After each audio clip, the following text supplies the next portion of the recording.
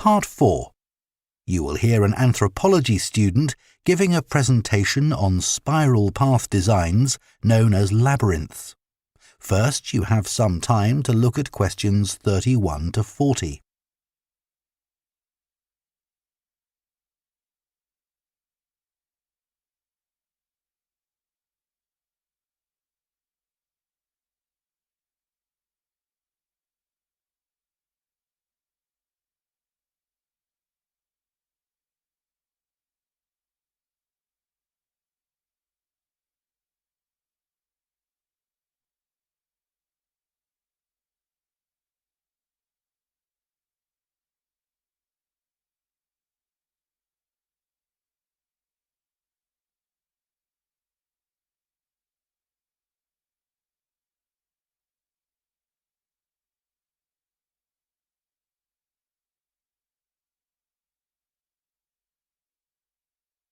Now listen carefully and answer questions 31 to 40.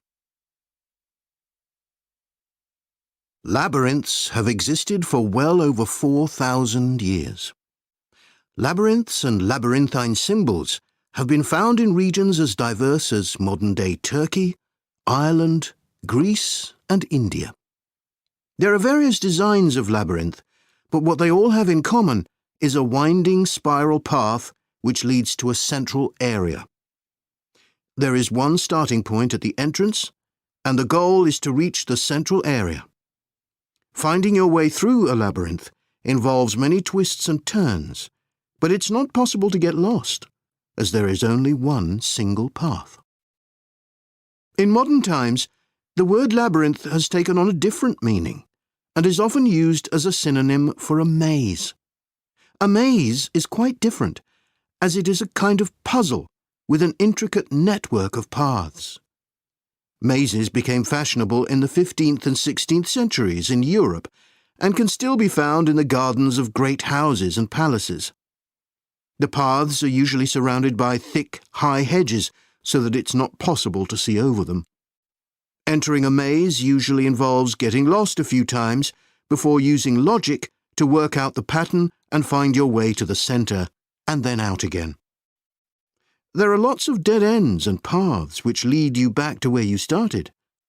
The word maze is believed to come from a Scandinavian word for a state of confusion. This is where the word amazing comes from. Labyrinths, on the other hand, have a very different function. Although people now often refer to things they find complicated as labyrinths, this is not how they were seen in the past. The winding spiral of the labyrinth has been used for centuries as a metaphor for life's journey. It served as a spiritual reminder that there is purpose and meaning to our lives, and helped to give people a sense of direction. Labyrinths are thought to encourage a feeling of calm, and have been used as a meditation and prayer tool in many cultures over many centuries.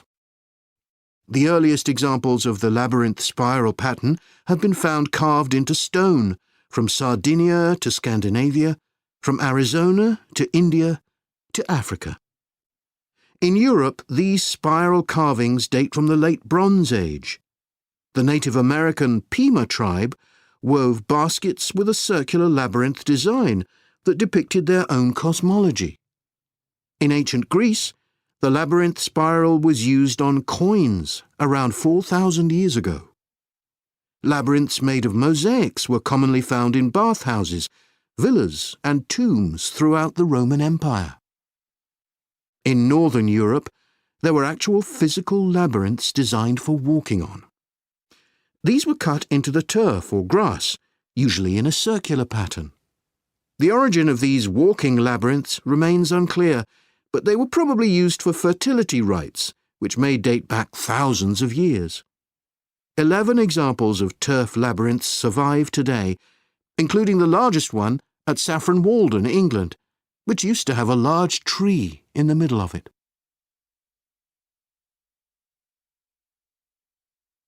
More recently, labyrinths have experienced something of a revival. Some believe that walking a labyrinth promotes healing and mindfulness, and there are those who believe in its emotional and physical benefits, which includes slower breathing and a restored sense of balance and perspective. This idea has become so popular that labyrinths have been laid into the floors of spas, wellness centres, and even prisons in recent years. A pamphlet at Colorado Children's Hospital informs patients that walking a labyrinth can often calm people in the midst of a crisis.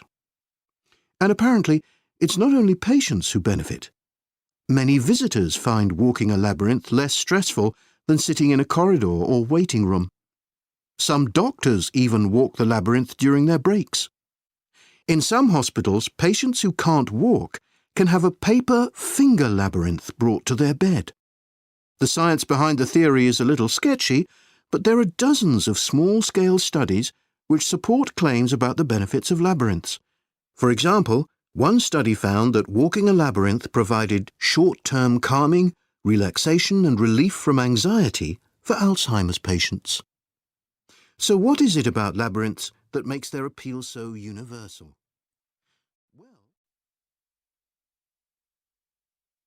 That is the end of Part 4. You now have 1 minute to check your answers to Part 4.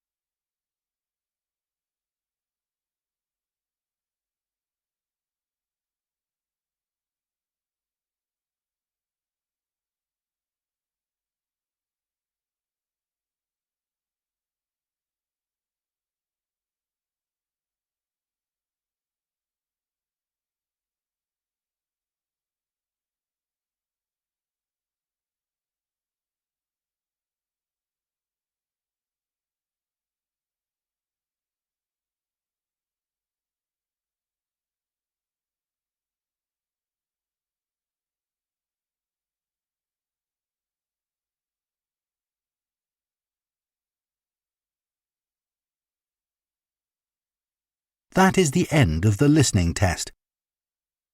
In the IELTS test, you would now have 10 minutes to transfer your answers to the answer sheet.